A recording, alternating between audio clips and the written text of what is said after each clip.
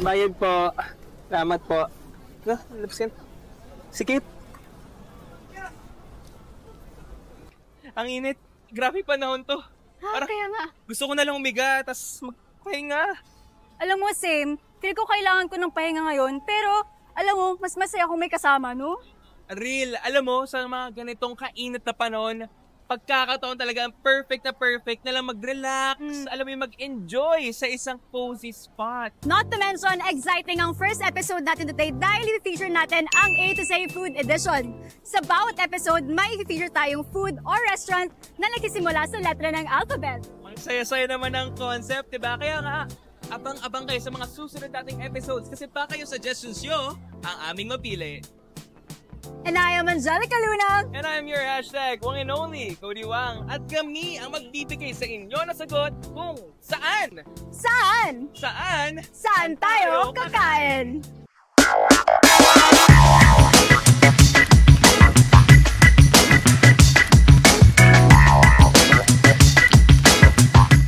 Naka-ready na lahat ng pagkain dito at mapapawaw ka talaga sa handa kasi from savory to sweet, mukhang ma-enjoy natin lahat dito. At hindi lang yun. Syempre, yung environment din natin kasi this is the perfect place for study sessions and of course, to catch up with your friends, di ba? That's right. Pero alam mo, the best way to judge a cafe, syempre, tikman natin yung mga foods na hinanda nila for us. Oo, at excited na kami dito kasi syempre, it is the first episode of STK this year. At meron na tayong bagong addition at yan ang A to Z themes natin for food every single episode. And of course, we are starting with letter A. Ano ba ang food natin na letter A ngayon? At yan ang almond croissant. Ayan, kaya ko siya pinasabi ng almond croissant kasi siya ay straight from France, di ba? Ayan, tatry na natin, hatiin muna natin dito. Ayan, parang laki ng piece Ang mo. laki ng almond.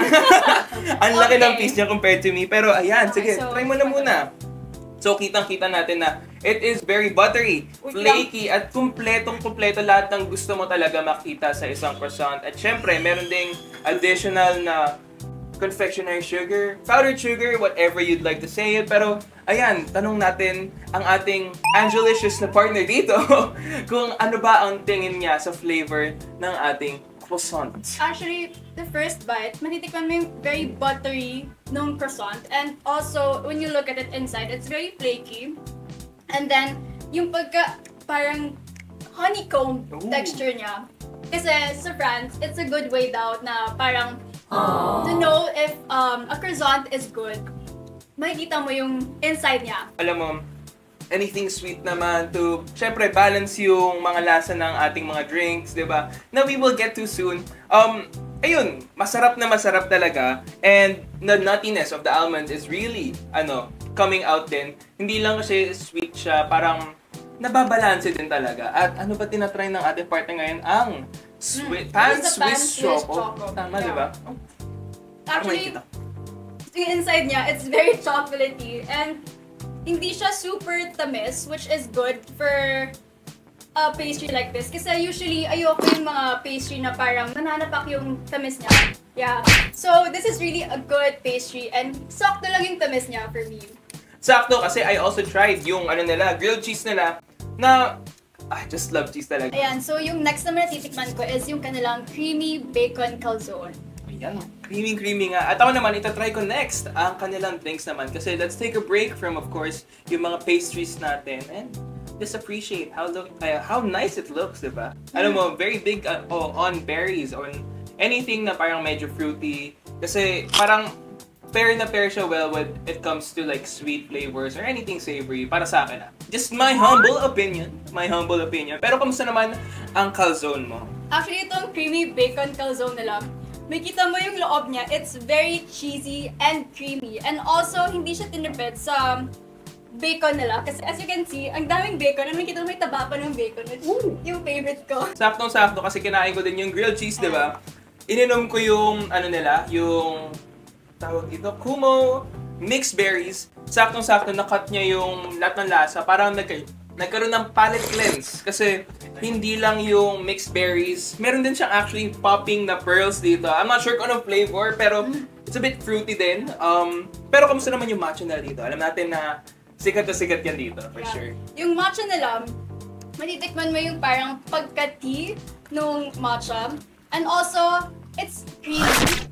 And it's really good matcha for me. And speaking of matcha, ako dinry ko naman yung matcha mochi tart nila. Yung ano niya, sa pangalan mochi. Kakaiba yung texture niya. May give din siya, alam mo yun. Why won't you try ang next food natin, which is the guanciale? Yung guanciale Alfredo natin. And ako naman, try ko ang kanilang orange long black, which is kind of experimental para sa akin. Kasi hindi naman ako masyadong nagko-coffee. I do drink coffee sometimes, pero bagong-bago ako sa concept na hinalo siya with orange juice. So, Actually, itong pasta nila, it's very creamy.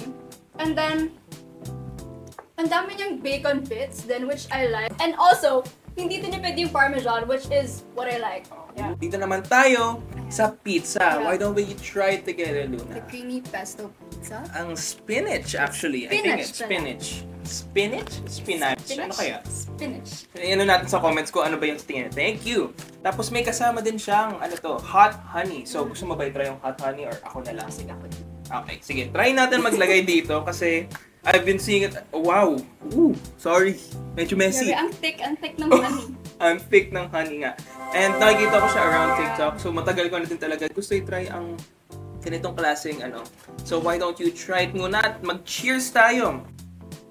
Ayan. Okay, so medyo yung kamay ko ngayon, medyo sticky siya. Pero from presentation alone, kitang-kita, spinach, cheese, all that you would want in a normal pizza. Pero of course, titingnan natin kung may elevate siya dahil ng hot honey. Kitang-kita ko yung partner ko nagugustuhan na nga. Angelicious ba siya for your taste? Is it Angelicious? Yung creamy, yung creaminess ng spinach and then yung honey, nagka-complement siya together. Yun nga, gustong-gusto ko din yung honey. Pero I would suggest na medyo, sabihin natin, taasan yung spice level. Just for me, personally. Kasi, alam mo yun, parang gusto ko talaga may kick siya ng onte. Parang ganyan, nawala agad lahat ng pagkain kasi naubos na natin at nakapagpahinga tayo sa init ng labas, diba? Yeah. And that is why we think Nomu Cafe deserves a Saan Tayo Kakain Approved Sticker! Talagang dito sa Nomu Cafe, mararamdaman mo yung cozy vibes and yung barkada-friendly vibes nila, diba? At ang ating kasagutan ay... Opo, Ate Luna! And to wrap up this episode dito sa Nomu Cafe, syempre, bibigyan natin ng teaser ang susunod nating episode dito sa STK with our new addition sa A to C Foods. At yan ang letter B.